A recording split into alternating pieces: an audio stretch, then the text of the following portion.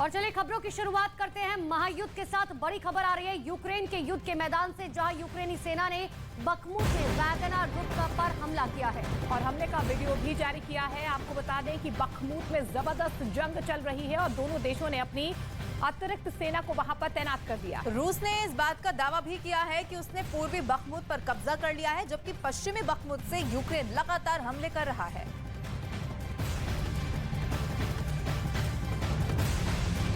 तो एक साल की जंग के बाद अब पता चला है कि रूस यूक्रेन में हार क्यों नहीं रहा है।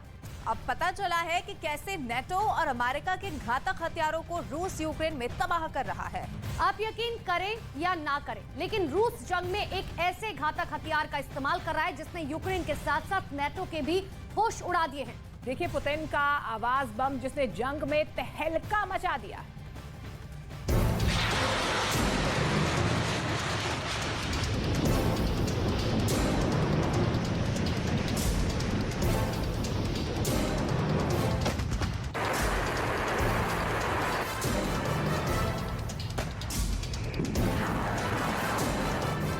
बखमुत पर कब्जा करने के बाद से अब रूस ने यूक्रेन के दक्षिणी हिस्से पर हमले शुरू कर दिए हैं।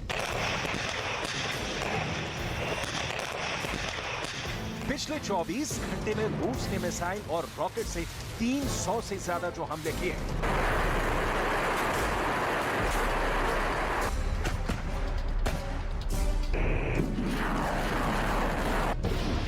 क्या वो रूस के ऑपरेशन जीरो की शुरुआत है? क्या वाकई में पुतिन की फौज ने यूक्रेन में नेटो और अमेरिका की घातक मिसाइल, रॉकेट और तोप खाने को आवाज बम से तबाह करना शुरू कर दिया है?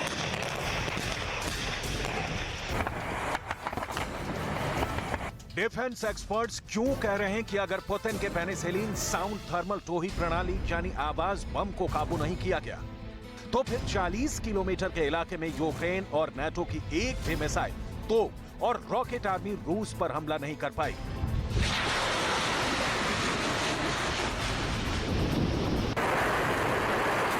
क्या वाकई में ज़ेलेंस्की अब हारते यूक्रेन को देखकर भागने की सोचने लगे?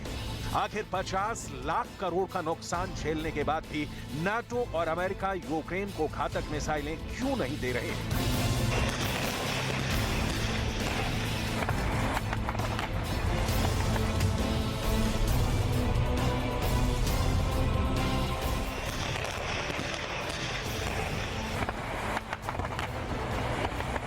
सौ 80 दिन की जंग में रूस ने यूक्रेन के पूर्वी हिस्से को पूरी तरह से रौंद डाला है। सोलेदार के बाद बखमुत और अब यूक्रेन के दक्षिणी इलाके वोहलदार पर रूस ने भयानक हमले शुरू कर दिए हैं।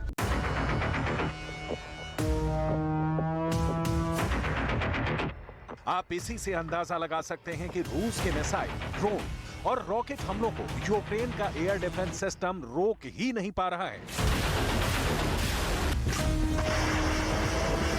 जबकि नाटो और अमेरिका दावा कर रहे हैं कि उनकी घातक मिसाइलें MLRS और हिमार्स रॉकेट सिस्टम रूस को तबाह करके रख देंगे। लेकिन नाटो और अमेरिका के तमाम दावों के बावजूद रूस ने पूर्वी यूक्रेन का 1 लाख वर्ग किलोमीटर का इलाका यूक्रेन से छीन लिया है।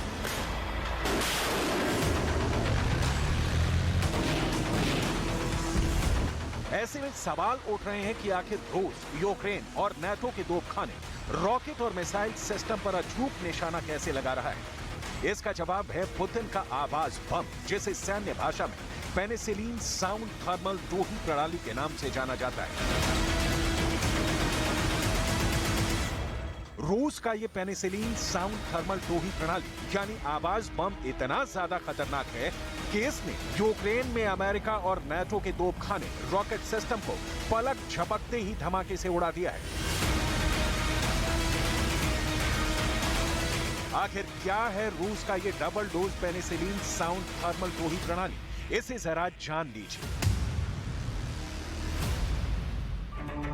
रूस का पेनिसिलिन साउंड थर्मल टोही प्रणाली युद्ध में नाटो और यूक्रेन का काल बन चुकी है। रूसी सेना ने पहली बार साउंड थर्मल टोही पेनिसिलिन को फ्रंट लाइन पर तैनात किया है। पेनिसिलिन साउंड थर्मल टोही प्रणाली को कुछ लोग पुतिन का आवाज बम भी कहते हैं। जंग में शामिल यूक्रेन की होवित्जर तोप, अमेरिका में बना HIMARS rocket, MLR anti aircraft को पुतिन ने पेनिसिलिन साउंड थर्मल टोही प्रणाली चुन चुन कर तबाह कर रही है। ऐसे हालात में यूक्रेन की तोपें गोला दागने से पहले ही तबाह हो रही हैं, जबकि अमेरिका के हिमार्स रॉकेट रूस पर हमला करने से पहले ही हवा में फट रहे हैं।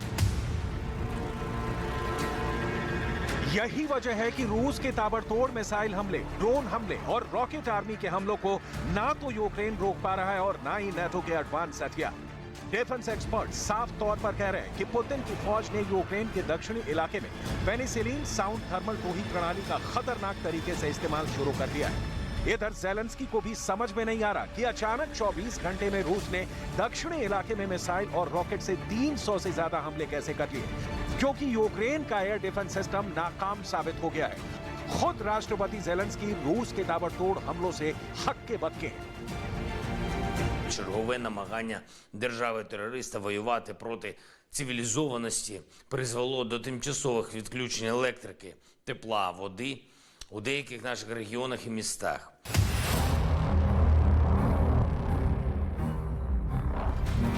अब रूस के दावों की अगर माने तो यूक्रेन पर अब तक 5000 से ज्यादा मिसाइल हमले हो चुके हैं। यहाँ तक कि यूक्रेन पर रूस 3500 से ज्यादा हवाई हमले कर चुका है।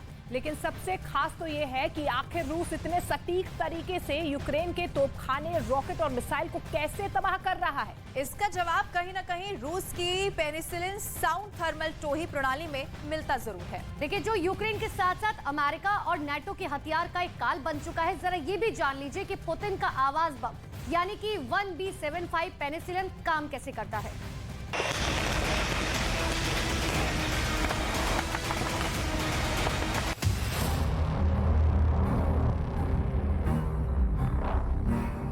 पेनिसिलिन या 1B75 पेनिसिलिन रूस की एक ध्वनिक थर्मल आर्टिलरी टोही प्रणाली है। यह बिना रेडियो तरंगों को छोड़े नाटो और यूक्रेन के मिसाइल, रॉकेट और तोपखाने के ध्वनिक सेंसर को पकड़ लेता है। पेनिसिलिन या 1B75 penicillin mortar, MLR, anti aircraft या मिसाइल फायरिंग पोजीशन का तुरंत पता लगा लेती है। इसे साधारण भाषा में समझें तो ये 1B75 पेनिसिलिन यानी आवाज बम जमीन पर तोपखाने, missile, rocket, MLR, anti aircraft की तरंगों को सेकंडों में पकड़ लेती है और तुरंत उस पर घातक हमला कर देती है, जिससे नाटो और यूक्रेन का तोपखाना और रॉकेट आर्मी बिना फायर किए मौके पर ही तबाह हो रहे हैं। रूस ने यूक्रेन के दक्षिणी हिस्से में 2 गुनी संख्या में 1B75 पेनिसिलिन को यूक्रेन और नाटो के खिलाफ जंग में उतार दिया है, जिसकी वजह से जंग में यूक्रेन को भारी नुकसान उठाना पड़ रहा है।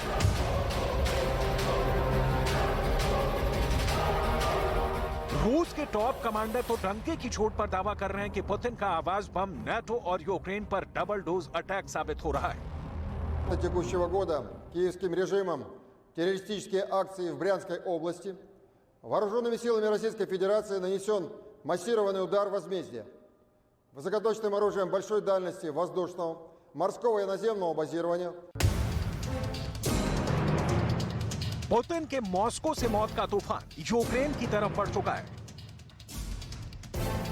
इधर ज़ेलेंस्की को कागजों पर टैंक मिल रहे हैं, फाइटर जेट देने का भरोसा दिया जा रहा है। ऐसे हालात में यही कहा जा सकता है कि यूक्रेन का तो सिर्फ भगवान ही मालिक है, क्योंकि रूस ने जब से गुप्त तरीके से 1B75 पेनिसिलिन ध्वनिक थर्मल आर्टिलरी टोही प्रणाली को जंग में उतारा है, तब से यूक्रेन लगातार हारता जा रहा है। जरा ये भी जान लीजिए 1B75 पेनिसिलिन सिस्टम यूक्रेन के लिए यमराज क्यों बन गया है। पेनिसिलिन या 1B75 पेनिसिलिन ध्वनिक सेंसर यानी जमीन पर तोपखाने, मिसाइल और रॉकेट सिस्टम के कंपन को भांप लेता है। महज 5 सेकंड में ध्वनिक सेंसर 1B75 पेनिसिलिन सिस्टम दुश्मन के हथियारों का पता लगा लेता है, जबकि दुश्मनों को रूस के 1B75 पेनिसिलिन की भनक तक नहीं मिलती, क्योंकि ये रेडियो तरंगों को नहीं छोड़ता है। ये 40 किलोमीटर के इलाके में दुश्मन की घातक मिसाइल, होवित्जर तोपखाने, हिमार्स जैसे रॉकेट सिस्टम, MLR का पलक झपकते पता लगा लेता है और तुरंत हमला करके तबाह कर देता है। रूस ने 1B75 पेनिसिलिन को साल 2020 से इस्तेमाल करना शुरू कर दिया है, लेकिन यूक्रेन में 1B75 पेनिसिलिन की डबल डोज यानी हमलों से नाटो और यूक्रेन के हथियारों की चीथड़े उड़ा दिए हैं। पुतिन के क्रोध का सामना अब यूक्रेन नहीं कर पा रहा है। खुद ज़ेलेंस्की के चेहरे पर हवाइयां उड़ रही हैं। उन्हें समझ में नहीं आ रहा है कि यूक्रेन को अब तक जंग में 50 लाख करोड़ का नुकसान हो चुका है, लेकिन उसके बावजूद ना तो नाटो और ना ही पश्चिमी देशों के हथियार रूस को जंग में हरा पा रहे हैं। बल्कि रूस ने तो पूर्वी यूक्रेन का किला कहे जाने वाले बखमूत पर कब्जा करने के बाद से अब यूक्रेन के दक्षिणी इलाकों पर हमले शुरू कर दिए हैं, जिसमें वोलेदार, खेरसोन और ज़ापोरिज्जिया में यूक्रेन को भारी नुकसान हुआ है। Артилерія, артилерія номер 1 – це те, що нам потрібно, як системи, так і амуніція, снаряди великої кількості, щоб зупинити Росію. Не стріляти по території Росії.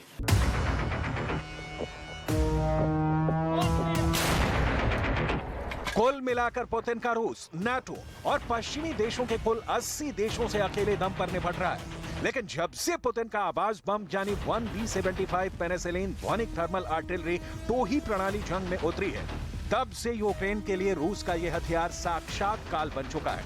अब देखते हैं कि रूस के स्पेशल ऑपरेशन को ज़ेलेंस्की का यूक्रेन और नाटो दक्षिणी यूक्रेन में कैसे रोकते हैं।